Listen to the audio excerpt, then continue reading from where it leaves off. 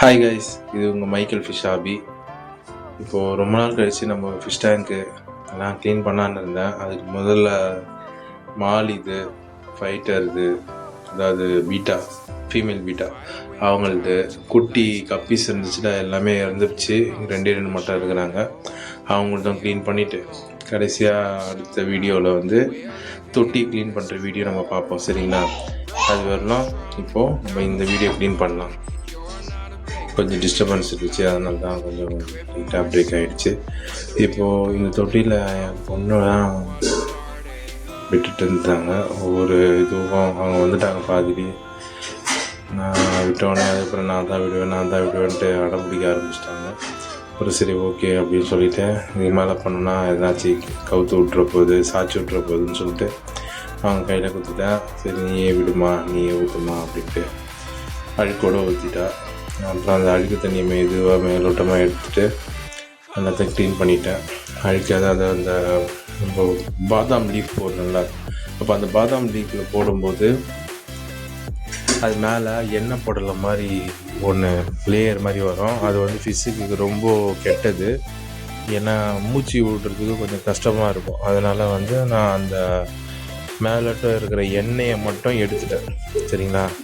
அப்புறம் மேடம் தான், என் பொண்ணு தான், அவங்க தான் எடுத்து ஊற்றுட்டாங்க. அதுக்கப்புறம் மாலியோட டேங்க்கு அதை க்ளீன் பண்ணுறதுக்கு நான் தான் கை விடுவேன்னாங்க. நீ உடம்பு சரியில்லாமல் இருந்தால் இப்போ திருப்பி கை விடாதுன்னு சொல்லிவிட்டு அவங்ககிட்டேருந்து பிடுங்கி எல்லாத்தையும் நான் எடுத்து வச்சுட்டு ஃபிஷ்ஷை மட்டும் பிடிச்சி போட சொன்னேன்.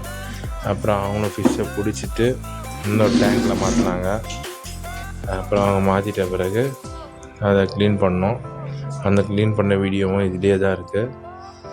அதுக்கப்புறம் மேலோட்டமாக முதல்ல கொஞ்சம் தண்ணி கீழே ஊற்றிட்டேன் நான், ஏன்னா ரொம்ப தண்ணி இருக்குது. ஏன்னா எனக்கு ஒன்றும் பிரச்சனை இல்லை, நான் ஃபுல் தண்ணியை காலி பண்ணிவிடுவேன். பட் பெனிஃபிஷியல் பாக்டீரியாவுக்காக ஒரு 25% தண்ணி மட்டும் நான் வச்சுருப்பேன் எப்பவுமே.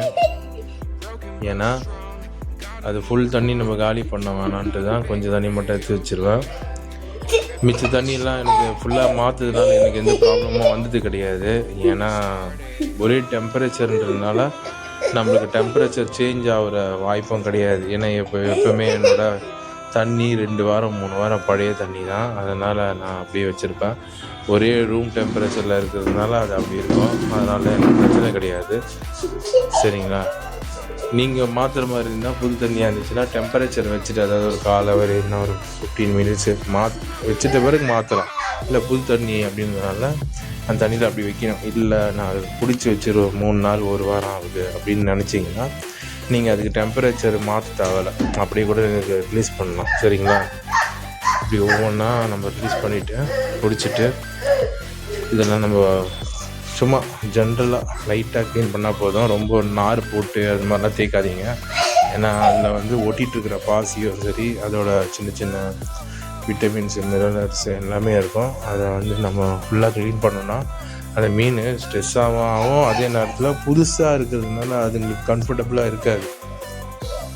அவங்க கம்ஃபர்டபுளாக இருக்கணும்னா வெறும் ஃப்ரண்ட்டில் மட்டும் கிளாஸ் டேங்க் அந்த ஃப்ரண்ட்டை மட்டும் க்ளீன் பண்ணிக்கோங்க. இதே இந்த மாதிரி பாட்டு, இந்த மாதிரி தொட்டி, இந்த மாதிரி பூச்செடி தொட்டி மாதிரி இருந்துச்சுன்னா அதை நீங்கள் க்ளீன் பண்ண தேவையில்ல, சும்மா அலசி மட்டும் விடுங்க. அவ்வளோதான் ஃப்ரெண்ட்ஸ் இதோட. அப்புறம் சப்ஸ்கிரைப் பண்ணதுக்கு ரொம்ப தேங்க்ஸ். பாய்.